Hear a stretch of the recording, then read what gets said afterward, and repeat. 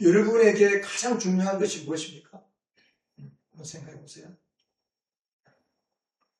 다시 말해서 다 없어도 괜찮은데 그거 한 가지만 없으면 내 인생이 안 된다. 그 한 가지, 꼭 그 한 가지, 내가 붙들어야 할 그 한 가지. 그건 여러분 뭡니까? 돈입니까? 대부분 돈이겠죠. 돈 없으면 다 죽잖아요. 그래서 돈에다가 목숨 걸잖아요. 그렇죠? 어떤 사람 나이가 들어갈수록 건강이고 또 이렇게 나이가 들면서 젊을 때부터 건강을 챙기지 못하니까 건강에 또 몰두하게 되는데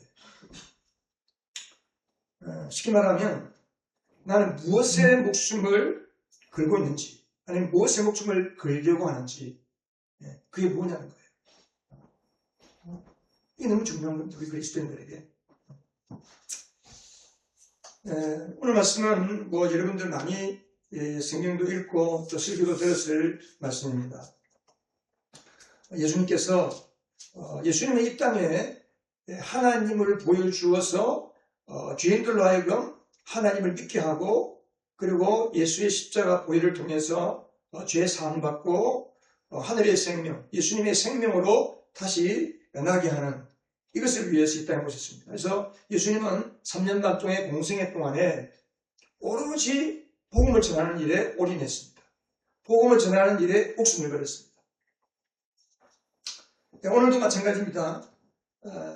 유대에서 갈릴리로 가고 여러분 생명상 공부하면서 배웠죠.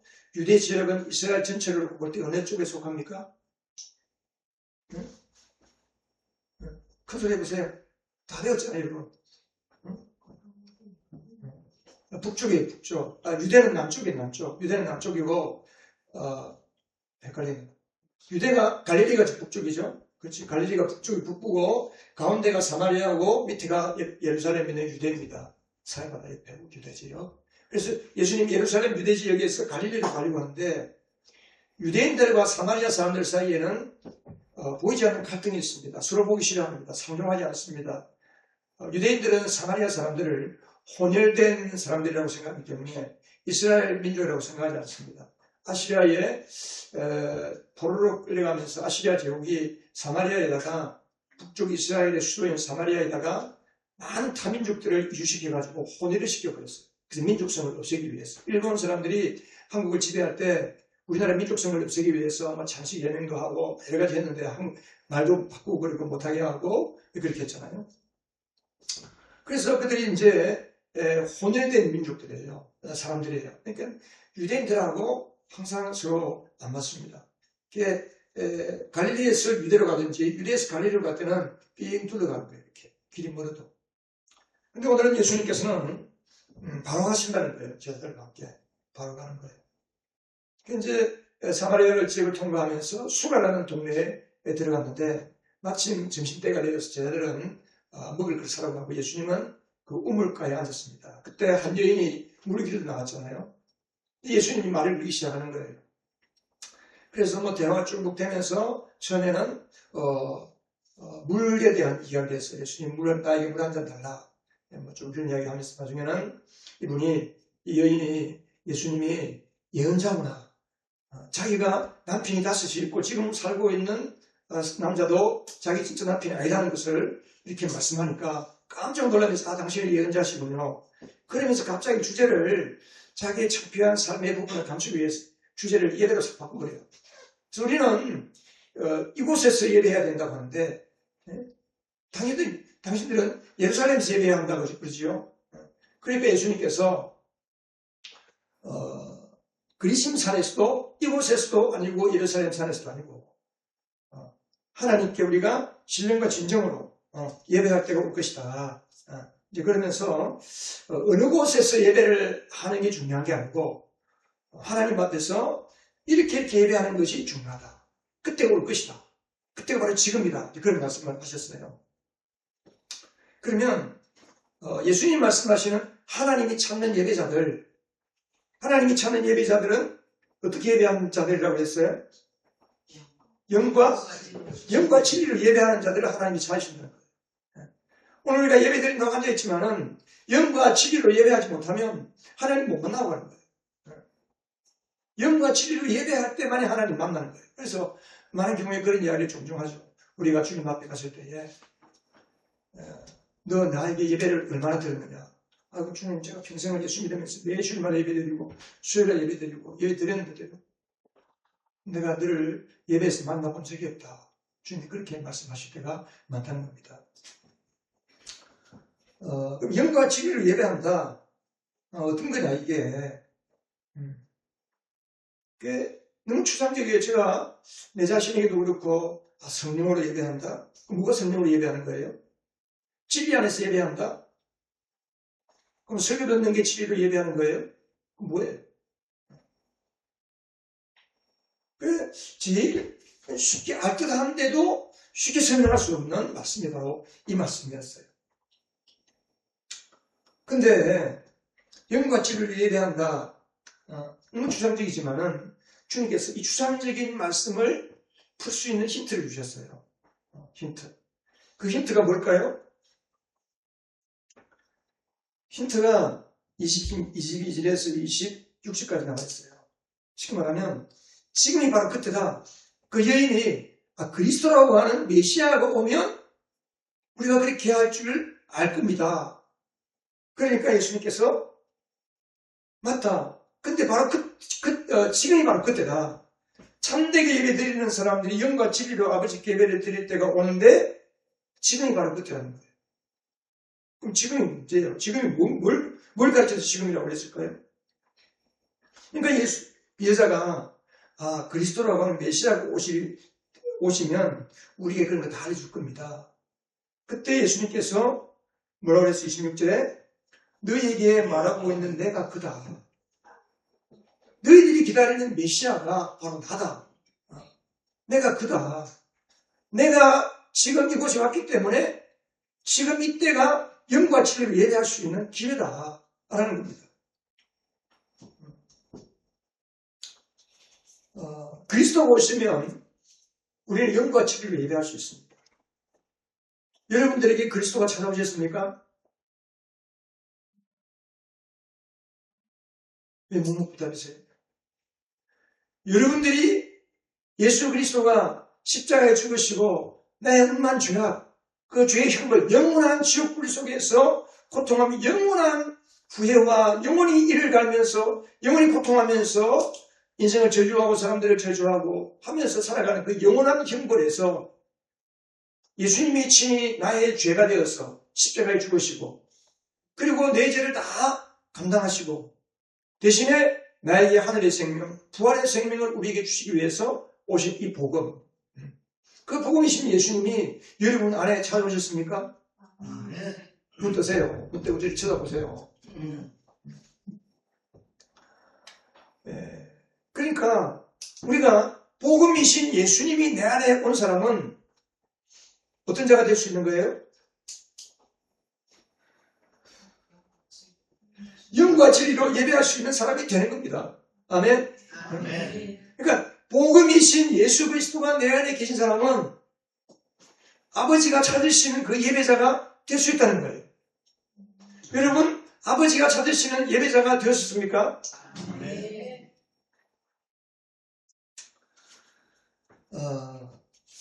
그러니까 우리가 이 복음의 실체, 예수님은 복음의 실체입니다. 복음의 실체. 그러니까 예수님이 나에게 어떤 분이냐, 나에게 어떤 분이냐. 정말 내가 목숨을 다하고 마음을 다하고 내 모든 것을 다해서 그 예수 그리스도를 내가 섬기고 사랑하고 그를 위해 살고 있는 분인가. 우리가 예배를 생각할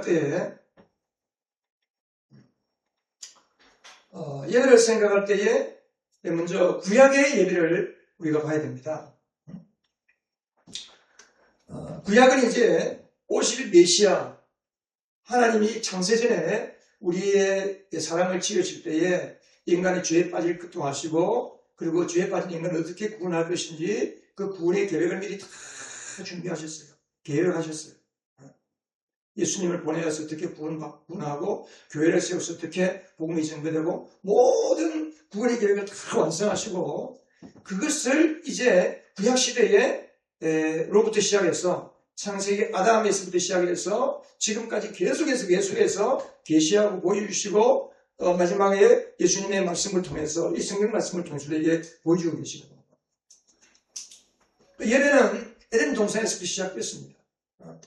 에덴 동산에서 시작됐는데 예배가 우리가 잘 아는 대로 가인과 아벨의 제사, 가인의 예배는 가짜 예배잖아요. 하나님 받지 않으시는 예배. 예배를 드려도 하나님 받지 않으신 예배를 드리고 나니까 속에서 화가 치밀고 분노가 오르고 하나님을 원망하는 마음이 생기는 거예요. 그래서 하나님이 받으시는 예배를 드린 아벨을 죽여버리잖아요. 예배의 전제가 있는데 그건 뭐냐면 성전 예배입니다. 성전 예배. 성전의 예배는 뭐냐 하면 우리가 이 성전을 잘 봐야 돼. 예배를 할 때 죄를 지은 사람이 여기 보면 이제 이게 성소가 있고 텐트 같이 있죠. 텐트. 이 4개부로 된 텐트가 있고 그 안에 이제 이런 밑에 왼쪽 밑에 보면 저 구조처럼 들어가서 오른쪽에 특상이 있고 왼쪽에 등잔대가 있고 한가운데 분향단이 있고 분향단 바로 앞에 커튼을 쳐놓고 그 커튼 위에 지성소 하나님 언약궤가 있는 지성소가 있습니다. 그럼 이게 이렇게 들어가는 구조예요. 근데 이게 들어가기 전에 내가 죄를 지었다. 예를 들어서 예배자로서 내가 죄를 지었다. 자, 내가 예배를 갑니다. 그러면 제일 먼저 뭘 해야 돼요? 제일 먼저 내가 죄를 지었기 때문에 속죄제물을 가지고 가야 돼요. 희생제물을 가지고 가야 돼요. 그 희생제물을 번제단 옆에다가 묶어놓고 잡아야 돼요. 누가? 내가 잡는 거예요. 잡기 전에 내가 소나 양의 머리에 안수를 하는 거예요. 하나님 내가 이렇게 죄를 지었습니다. 나의 죄를 이 짐승에게 넘깁니다. 그리고 이제 그 짐승을 잡아요. 여러분 소 한 마리 잡는데 하루 종일 안 걸리겠어요? 그 예비인들이 도와주는 거예요. 피투성이가 되는 거예요. 제사장이 잡지 않습니다. 여러분들이 직접 잡아야 돼요. 여러분의 죄는 여러분이 처리해야 돼요. 그 죄의 심각성을 이 예배자가 깨닫는 거예요. 이리 와서. 그 재물을 잡으면서. 그리고 이제 잡아서 다 씻어가지고 부위별로 다 이렇게 그걸 각을 뜬다 그러는데 가죽을 벗기고 내장을 벗기고 기름기를 따로 하고 뼈 뭐 이렇게 살포기 해가지고 쭉 해서 다 부위별로 해가지고 물에 씻어서 그것을 번제단 저 노수로 된 저 큰 번제단에다가 올리고 불을 태워서 올려드리고 그리고 그 피를 가지고 제사장은 이 성소안으로 들어가는 거예요. 들어가서 하나님을 대면하는 겁니다. 하나님을 대면하는 겁니다. 이렇게 이제 제사장이 내 죄의 문제를 가지고 내 기도의 문제를 가지고 내 삶의 문제를 가지고 이 분향단 이 뒤 지성소에는 1년에 한 차례밖에 못 들어가기 때문에 평상시에는 이 지성소 바로 맞은편에 있는 분향단에서 하나님께 향을 피워드리고 기도를 하고 하나님께 말씀을 드리는 거예요. 그러면 하나님의 음성을 듣고 죄용수의 선언을 받고 제사장이 모아서 나에게 너의 죄가 하나님 용서해 주셨다. 평안히 돌아가라. 여러분 그 엘리 제사장 시대에 그 사무엘상 1장에 보면 한나가 그 성전에 들어가서 기도할 때 엘리 제사장이 평안히 돌아가라 그러잖아요. 그때 그걸 한나가 하나님이 하신 말씀으로 믿고 돌아가서 아이를 임신하게 되거든요. 이게 바로 구약의 예배의 모습입니다. 이게 예배 전형이에요. 예배 전형. 그러니까 신약 예배도 마찬가지입니다. 신약 예배도 우리가 예배를 드릴 때에 반드시 하나님이 찾으시는 예배, 하나님을 만나는 예배가 되기 위해서는 내 죄 문제가 처리가 돼요. 죄 문제가. 그래서 우리가 항상 예배를 드리기 시작할 때 미리 오셔서 혹은 예배를 시작할 때 찬의 기도를 하는 거예요. 하나님 한 주간 동안 내가 이런 잘못을 했습니다. 이런 제가 깨달아집니다. 회개 기도하는 거예요.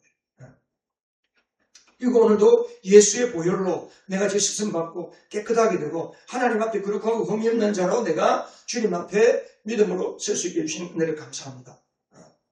그러면서 이제 예배를 시작하는 겁니다. 그러니까 예배의 전제는 죄 문제가 해결돼야 돼요. 죄 문제. 그러니까 죄 문제가 해결되기 위해서는 누구 모셔야 돼요? 우리 죄 문제를 담당하신 복음의 실체이신 예수 그리스도가 나에게 찾아오셔야 돼요. 내가 그분을 모셔드려야 돼요. 그분을 나에게 나의 주님으로 나의 생명으로 믿고 내 죄 용서 받고 죄 사함 받은 것을 믿은 그 믿음을 가지고 살아요. 그래야 예배가 시작할 수 있는 겁니다. 뭘 복음이라고 그럽니까? 죽을 수밖에 없는 죄인에게 향한 영원한 죽음과 영원한 형벌로부터 영원한 생명으로 우리를 구원하시는 이 기쁜 소식을 복음이라는 거예요. 복음. 그 예수님이 복음의 실체라는 거예요. 할렐루야. 네. 우리가 복음을 분명하게 알고 있어야 돼요. 복음으로 무장하지 않으면 예배가 안 돼요. 복음으로 무장해야 돼요. 자나깨나 복음을 항상 무장해야 돼요. 복음. 그래서 복음이 나를 사로잡을 때에 비로소 우리는 하나님이 찾으시는 예배자, 하나님을 만나는 예배자가 될 수 있고 하나님을 기쁘게 찾아오셔서 우리 예배를 받아주시는 겁니다. 그렇지 않으면 가짜 예배자가 될 가능성이 너무 많습니다. 그리고 예배는 일주일에 11시부터 1시간에서 1시간 반 정도 드리는 종교의식을 진행하는 순서가 아닙니다. 근데 많은 경우에 사람들이 의뢰의 습관적으로 그냥 나와가지고 그냥 앉아있는 거예요. 찬양하고, 기도하고, 설교하고, 찬양하고, 기도하고, 공헌하고, 이렇게. 이 우리가 하나님을 정말 만나는 예배, 우리의 삶의 중심에 하나님께서 에덴 동산을 만드실 때에 에덴 동산 한가운데에다가 뭘 심으셨어요? 두 가지 나무. 생명나무와 스나가를 심었죠. 에덴 동산 한가운데 하나님을 만나는 예배 처소였어요. 그러니까 내가 복음에 사로잡혀서 내 마음 중심에서부터 복음이 불타오르고 복음의 열정으로 사로잡고 그 복음이 나를 사로잡을 때 비로소 우리는 하나님을 만날 수 있는 예배자로서 설 수 있습니다. 근데 오늘날 교회도 그렇고 개인도 그렇고 한국교회 전세의 교회가 가짜가 너무 많아요. 가짜가. 너무 많은 가짜가 있습니다. 몇 프로나 정말 예수를 알고 예수를 믿고 예수님께서 그랬잖아요. 부름받은 자는 많은데 체험받은 자는 많은데 택함받은 자는 적다. 부름받은 자는 많은데 뽑힌 자가 적다는 거예요. 몸에 여러분이 예수를 믿으라고 복음을 통해 구원을 통해서 우리를 부르셨어요. 하나님의 자녀로 하나님의 교회로 우리를 부르셨어요. 우리가 다 부름받은 자들입니다. 근데 우리가 믿음을 제대로 지키지 못하면 뽑히지를 않는 거예요. 뽑히지를 않으면 우리가 아까 부른 대로 하나님의 나팔소리 천지진동할 때 예수 영광중에 부름 타시고 하나님의 천사의 나팔소리가 울릴 때 나의 이름을 부를 때 내가 주님 앞에 홀인이 변화되어서 올라가서 주님을 맞아야 되는데 우리 이 땅에 나가실 수밖에 없는 존재가 되는 거예요. 심지어 이 믿음을 지키지 못해서 결국은 주님 나라에 들어가지 못하고 이를 가면서 자기를 저주하면서 왜 그때 내가 하나님의 말씀 따라 믿음으로 살지 못했던가 가슴을 치고 이를 갈면서 후회하는 영원한 후회 내가 영원한 후회 가운데 살 것인가 영원한 기쁨과 영원한 찬양과 영원한 예배 가운데 살 것인가 이게 바로 복음이 결정 복음을 믿는 여러 믿음이 결정하는 거예요.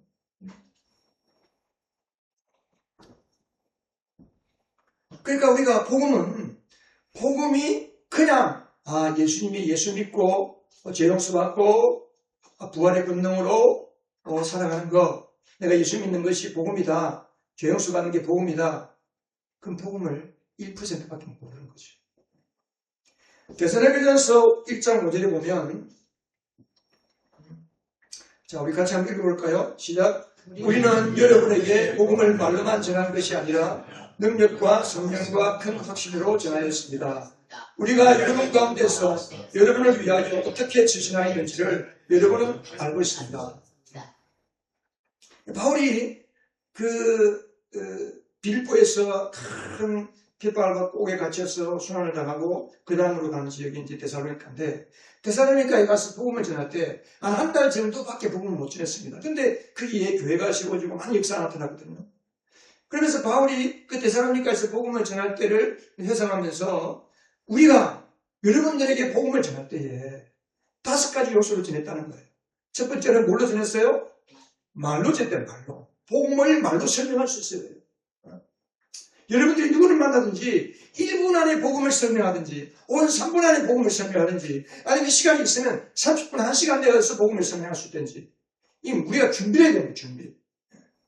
우리가 예수행전 모임을 하고 세가족반 하고 예수행전 모임을 하는 이유가 뭐냐 하면 복음을 그 사람의 형편에 맞게끔 구체적으로 설명하고 이해하고 믿을 수 있도록 해주는 시간이에요. 그 시간. 그리고 말로만 전하는 게 아니고 그 다음에 뭘로 전했어요? 능력으로. 복음의 능력이 나타납니다. 복음을 전할 때 죽은 자가 살아나고 병든 자가 고침받고 귀신이 떠나가고 내 삶의 문제가 풀리고 고통과 절망과 죽음과 음란과 방탕과 마약과 온갖 그 흑암에 짓눌려서 자유가 없이 살아가는 그 죄의 종살이가 된 그 사람이 복음을 듣고 자유함을 드립니다. 복음을 드릴 때, 예배를 드릴 때, 말씀을 드릴 때에 어느 순간 나에게 내 몸에 질병이 떠나가고 내 마음의 상처가 치료되고 하나님에 대한 찬양이 나오는 거예요. 이게 복음의 능력입니다. 아멘? 아멘. 이건 누가 하느냐? 성령이 하셨어요. 내가 하는 게 내 안에 계신 성령이. 그리고 그 복음에 대한 확신하지 않고 복음을 전하는 사람은 아무 열매가 없습니다. 나도 믿지 않는데 여러분 참 말이라는 게 너무 놀랍습니다. 내가 확신 가운데 말을 전하면 듣는 사람이 내 말에 확 들어와요. 확 빨리 들어와요. 근데 전하는 사람이 확신이 없이 전하면 듣는 사람도 고개는 끄덕끄덕해도 내 말에 들어오지 않습니다. 우리 복음을 전할 때도 마찬가지입니다. 마지막으로는 그들 가운데 어떻게 처신하여 있는가? 삶으로 복음을 전했다는 거예요. 삶으로. 그래서 복음의 영과 진리를 예배한다는 게 뭐냐? 자, 첫 번째 문단 한번 읽어보십시다. 시작. 복음의 실체이신 예수 그리스도의 은혜로 제사함을 받은 사람이 하나님 앞에 서는 겁니다. 복음으로 제사함 받은 그 복음의 실체이신 예수 그리스도를 통하여 제사함 받고 구원받은 내가 하나님 앞에 서는 겁니다. 두 번째는 자 읽어보겠습니다. 시작. 예배의 모든 순서, 찬양, 기도, 말씀, 공헌에서 나의 마음과 생각과 감정을 끊임없이 하나님께 내어 보내드림으로써 하나님과 나와의 사이에서 인격적인 소통이 일어나게 됩니다. 여러분들이 예배를 드릴 때에 찬양을 할 때에 묵상으로 기도하든지 동성으로 기도하든지 찬양을 새 찬양을 배우든지 자랑하는 찬양을 하든지 간에 그 찬양 가사 한마디 한마디에 내 마음을 대입을 해야 돼요. 하나님의 나팔소리 천지진동할 때 주님이 곧 오실 때가 돼요. 여러분 세상 돌아가는 거 보세요. 곧 오십니다. 주님. 곧 오실 때가 됐어요. 지금. 안 믿기죠? 어느 순간 호련이 임합니다. 호련이.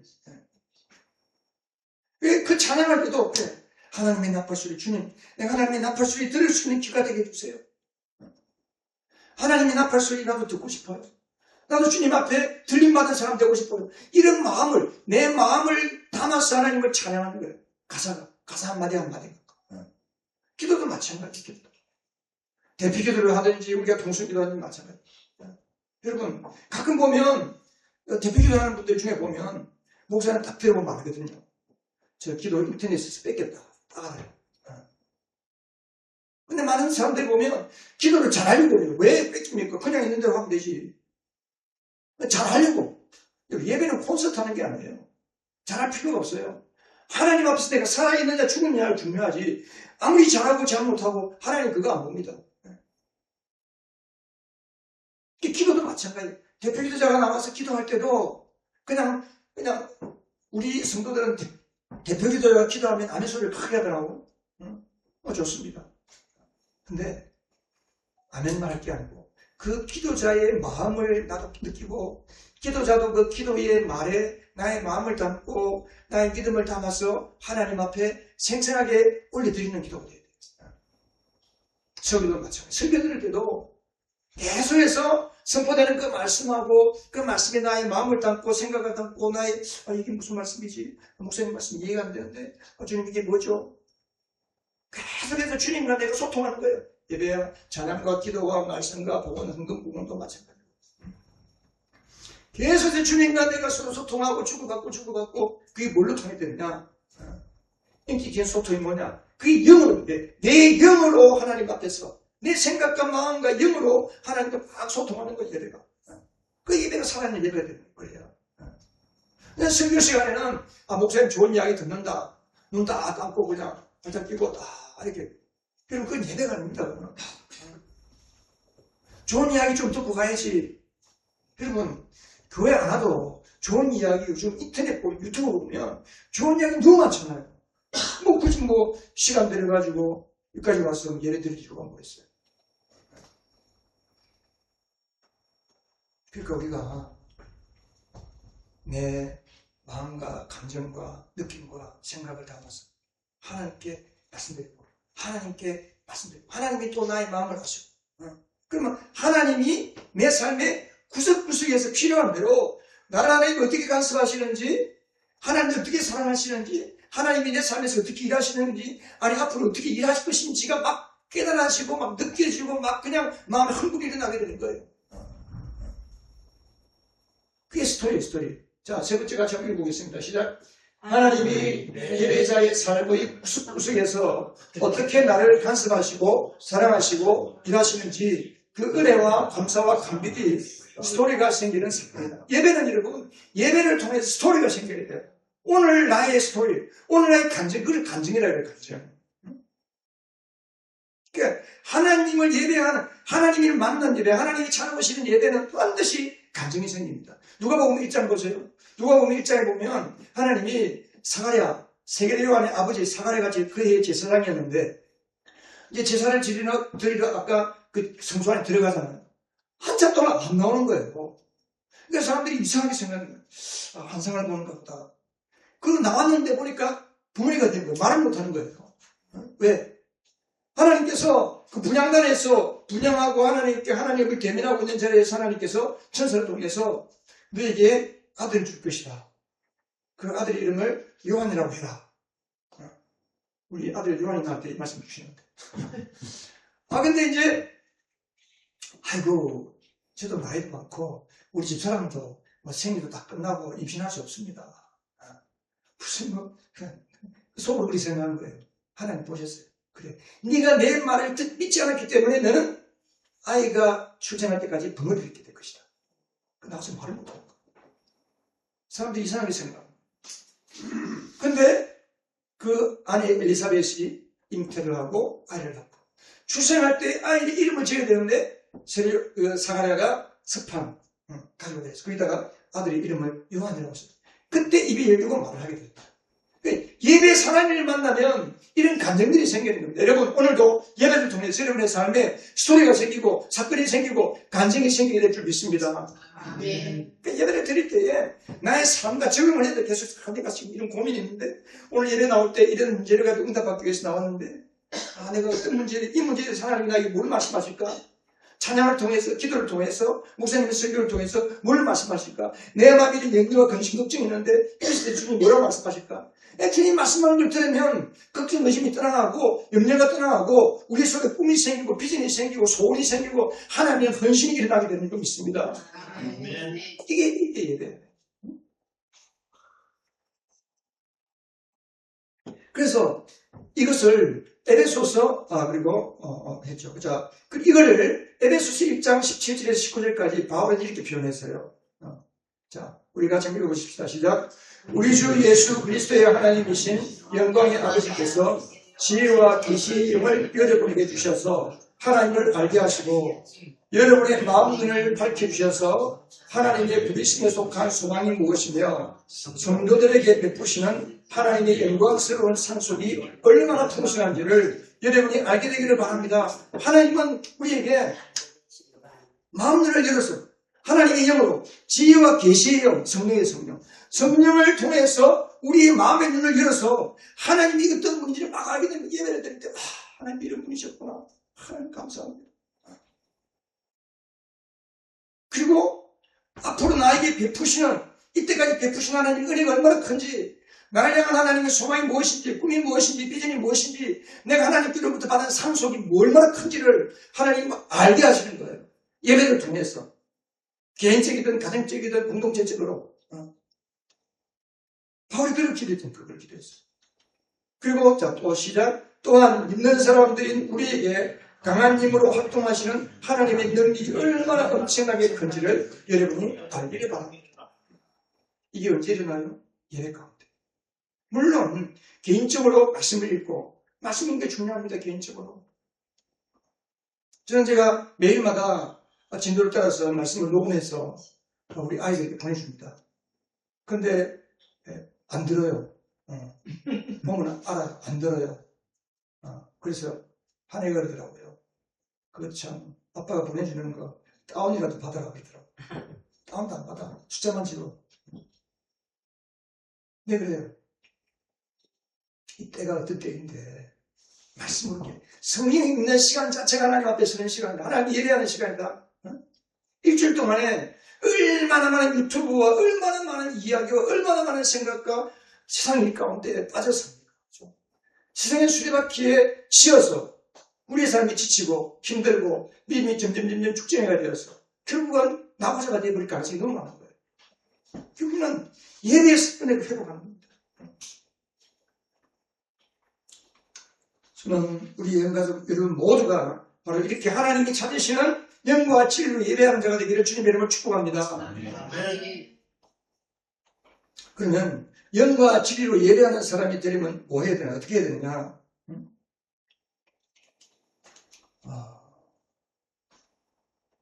예배는 여러분 잘 만들어서 잘 꾸며진 순서를 따라서 잘 갖추어진 콘티를 따라서 예배가 잘 진행되는 거 좋죠. 중요하죠. 그러나 그보다 더 중요한 게 있습니다. 하나님 만나는 거예요. 그죠? 예배 나오기 전부터 일주일 내내 특히 토요일 날은 내일 예배를 준비하는 거예요. 하나님. 한 주간 동안 이런 삶의 문제가 있습니다. 지난 한 주간 동안 주님 주신 말씀을 붙잡고 살았는데 이렇게 잘 안 되었습니다. 내 삶에 이런 문제가 있습니다. 이번 예배를 통해서 하나님 나에게 이 문제에 대해서 어떻게 말씀하실 것인가요? 기회가 됩니다. 내 예배를 인도하시는 우리 목사님에게 성령과 지혜와 함께 하시고 우리 모든 예배 공동체가 하나님 만나게 달라고 그렇게 준비하는 거예요. 예배는 콘서트가 아닙니다. 예배는 성경 공부 시간도 아닙니다. 예배는 찬양 배우는 시간도 아닙니다. 예배는 상담하는 시간도 아닙니다. 여러분. 예배는 복음이신 예수 그리스도를 통해서 하나님을 만나는 사건입니다. 그래서 우리가 예배자가 되기 위해서는 하나님이 참된 예배자가 되기 위해서는 예배의 영성. 아까 뭐라 했지? 예배의 전제가 뭐라고 했어요? 예배를 드리기 위해서는 첫 번째 문제 해결해야 된다고 했어요? 죄 문제를 해결했죠. 그러니까 예배의 전제는 죄사함이고 구원이고 복음입니다. 그 구원을 주신 은혜에 대한 감사와 감격이 항상 내 마음속에서 불타오르야 돼요. 항상 감사해야 돼요. 그 감격으로 살아야 돼요. 다른 말로 말하면 예배자의 영성은 곧 복음의 영성이에요. 전도자의 영성이에요. 영혼 구원에 대한 열정이 사잡힐 때에 우리는 자연스럽게 예배할 수 있는 사람이 되는 겁니다.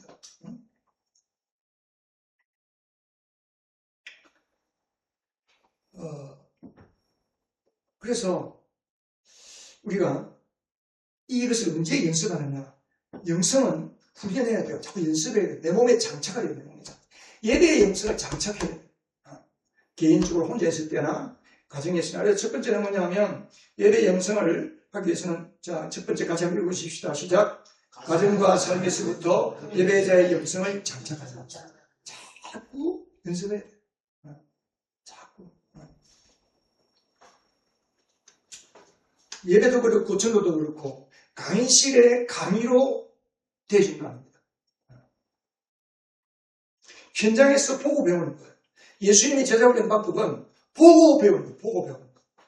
그러니까 우리가 여러분 유튜브를 통해 다른 교회 예배드리고 다른 목사님, 유명한 목사님 설교 듣는 거 조심해야 돼요. 우리는 우리 교회가 나아가는 가정교회를 통한 목장을 통한 영혼 구원과 제사 삼는 이 일을 위해서 그게 올인해 집중을 해야 되는 거예요. 흩어뜨리면 여러 가지 잡다한 거 많이 한다고 좋은 게 아니고 집중해야 돼요. 집중. 그러면서 이 현장에서 예배 현장에서 가정예배, 그러니까 가정예배가 너무 중요합니다. 여러분. 최소한 일주일에 한 번이라도 가정예배 드려야 돼요. 제가 은퇴하고 나서 좋은 게 하나가 있느냐 하면, 뭐, 못할 때도 있지만, 이런 보름 갔다 오면서 못했는데, 아침에 밥 먹고 나서, 이제 다 설거지하고 조용할 때, 집사람하고 앉아서 예배를 드리는 거예요, 아침에. 자녀를 위해서 기도하고, 교회를 위해서 기도하고, 나라를 위해서 기도하고,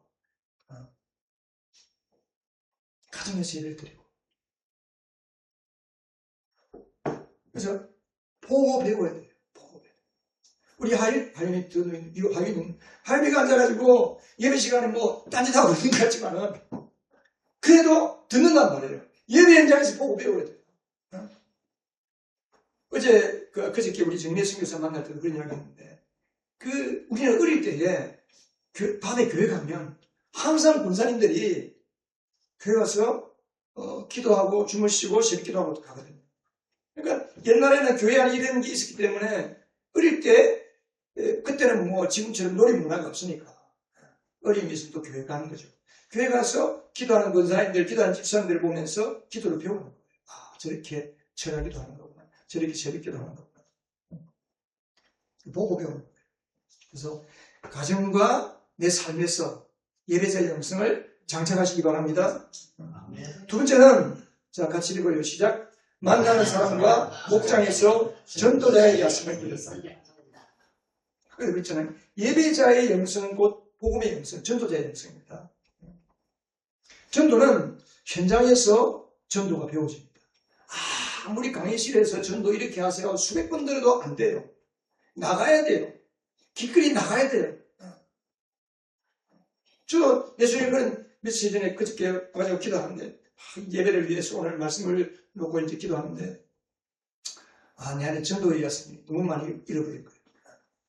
예전에 혼자서 명함전도를 만들어가지고 장산역에 가가지고 사람들에게 전도하고, 교회 다닙니까? 교회 다닌 적 없습니까? 그래서 계속 명함전도에 전도했는데, 그게 쉽지 않아요, 사실은. 그래도 사람들이 전도하면, 그래요. 내가 전도할 때 그래요. 얘 목사입니다. 사람 깜짝 놀래요. 목사님도 나와서 전도합니까? 그래요. 우리는 내 삶에서 만나는 모든 사람에게 전도할 수 있어요. 할렐루야.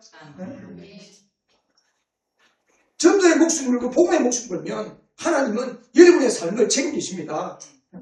우리가 예수 믿는 목적이 하나님께 뭔가를 받아내기 위해서 믿는 게 아니잖아요. 욥기 1장에 보면 사탄이 욥을 참수할 때 그런 이야기 하거든요. 하나님, 욥이 괜히 하나님을 잘생길까요? 하나님께 뭔가 바라는 것이 있으니까 하나님이 생기는 거 아닌데, 이게 바로 사탄의 종교예요. 사탄의 믿음이에요.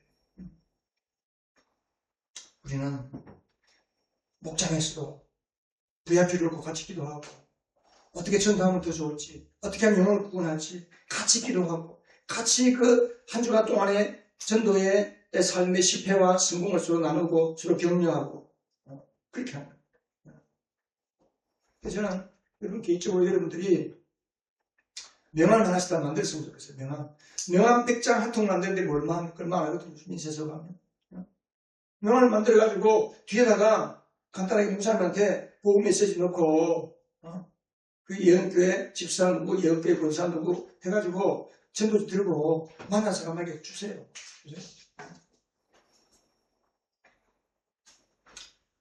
그리고 세 번째는 같이 읽습니다. 시작. 영원 추수의 기쁨으로 예배에 집중한다. 이러한 예배의 영성, 전도자의 영성, 복음의 열정으로 충만하면 예배는 영원 추수의 기쁨으로, 영원 추수의 기대로 충만하게 집중할 수 있습니다. 여러분, 너무 감사한 대로 요즘 대학 캠퍼스 안에는 다시 복음의 부흥이 일어나고 있습니다. 우리나라 대학이 학생들이, 예수 믿는 학생들이, 젊은이들이 뭐 중고등학교 이하는 나라도 없고 대학생들도 3%가 안 됐어요. 성경학적으로 예수 믿는 사람이 3%가 안 되면은 미전도 종족에 속합니다. 한국이 자사기 시작하면서 미전도 종족이 됐어요. 그런데 요즘 젊은이들이 세상에 실망해가지고, 현실에 돌아가는 거에 실망해가지고 다시 복음으로 들어오고 있다는 거예요. 캠퍼스 선교단체들 안에 젊은이들이 들어온다는 거예요. 얼마나 기쁜 소식인 겁니다. 그 말은 곧 무슨 이야기입니까? 교회도 젊은이들이 올 수 있다는 거예요. 할렐루야. 우리 교회가 이렇게 사람이 없다고 낙심할 게 아닙니다. 우리가 복음의 열정을 가득 차고 죽으나 사나 자나 깨나 그냥 눈만 감면 눈만 뜨면 나는 전도 복음 전한다. 이거로 꽉 차 있어야 여러분의 삶뿐 아니라 우리 교회도 하나님의 새로운 부흥의 역사가 나타나게 될 줄 믿습니다.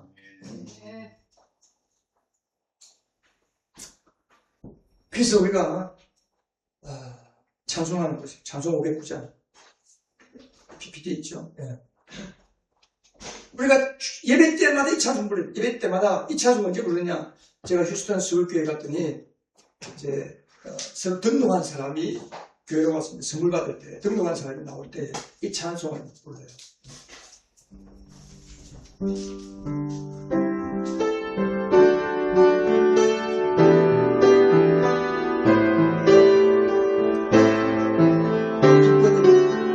기뻐들이 있어 지금 찬송 509장에 있어 전국 전진에 나를 돌아왔구나. 아버지가 친히 많이 나가서 이른 자식 넘겨맞았다.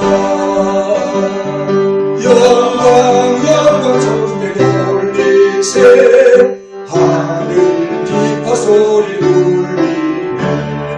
파도 소리 같은 찬양 소리를 전지 진동하게 부르세.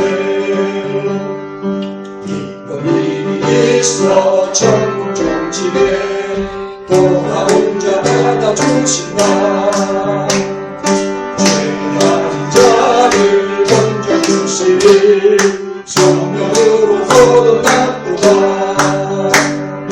영광 주께 돌리세 하늘 비파 소리 울리네. 파도 소리 같은 찬양 소리를 전지 진동하게 부르세. 잔치를 불러도 전국 전지에 돌아온 자 찬양하리라. 오늘 귀한 영혼 거듭났으니 기쁜 소식 전파하리라. 영광 주께 돌리세 하늘 비파 소리 울리네.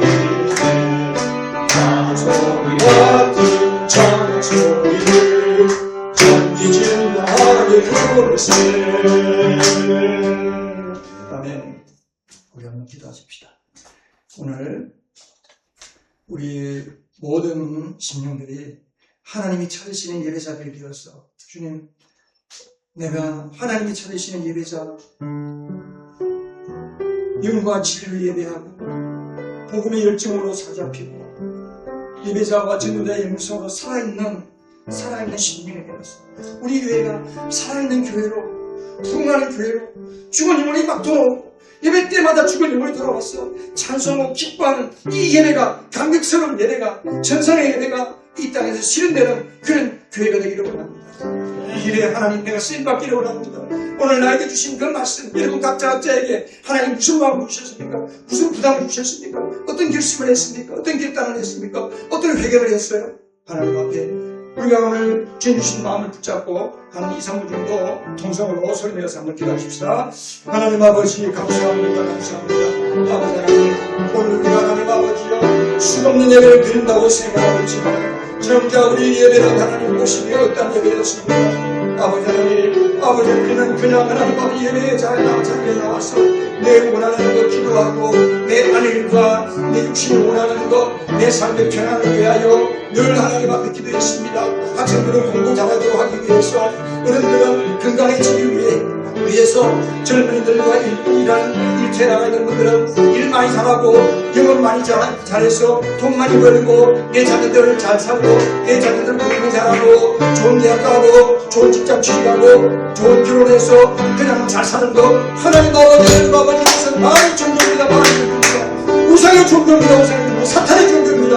하나님 아버지가 복음을 묵상하지 아니하고 전도의 일정도 묵상하지 아니하고 우리는 영으로 가짜가 될 가능성이 높습니다. 하나님 아버지 우리의 마음을 사로잡아 주시옵소서. 성령님이여 성부님이여 십자가에 죽으신 예수 그리스도 안에 계시고 부활의 예수님이 우리 안에 계실 텐데 우리가 날마다 예수님을 다시 한번 마음이 뜨거워지게 하여 주시옵소서. 성령으로 살아주시니 감사합니다. 하나님 아버지 앞에 주여 우리의 삶이 예배를 마치고 나가는 시간에 우리의 삶이 하나님 앞에 예배자의 삶, 전도자의 삶으로 온전히 바뀌기를 원합니다. 하나님 앞에 결단하고 결심한 말을 잊어버리지 말게 하시고 이 한 주간 동안 우리의 삶에 계속해서 있어서 그 말씀을 순종하며 나가는 저희들 되게 하여 주시옵소서. 하나님 아버지, 주일 예배는 한 주간 동안 세상에 지치고 힘들어서 고통과 괴로움 가운데 살다가 주일날 와서 마약 진통제 한 번 맞고 눈 반짝 떴다가 또 세상에 나가서 다 죽고 가다가 돌아왔어. 또 진통제 한 번 맞고 가는 시간이 아닙니다. 하나님 아버지, 생명으로 회복되게 하여 주시옵소서. 성령의 능력으로 우리 안에 있는 복음이, 예수님이 우리 속에서 활활 타올라서 어찌하든지 간에 내 삶에서 목숨 걸고 복음을 증거하고 내 주변의 영혼들을 살려낼 수 있는 이 뜨거운 마음을 우리를 변화시켜 주시옵소서. 이것을 위해서 하나님 각자에게 우리에게 할 일을 알려주시고 소원을 주시고 꿈을 주셨습니다. 주님, 우리를 새롭게 하여 주시옵소서. 우리 예언교회가 비록 작지만 주님은 크고 작은 거 보지 않습니다. 주님, 스마나 교회도 그랬고 필라델피아 교회도 그랬고 그들은 다 작은 교회였습니다. 그러나 그들은 살아있었습니다. 하나님 인정하는 교회였습니다.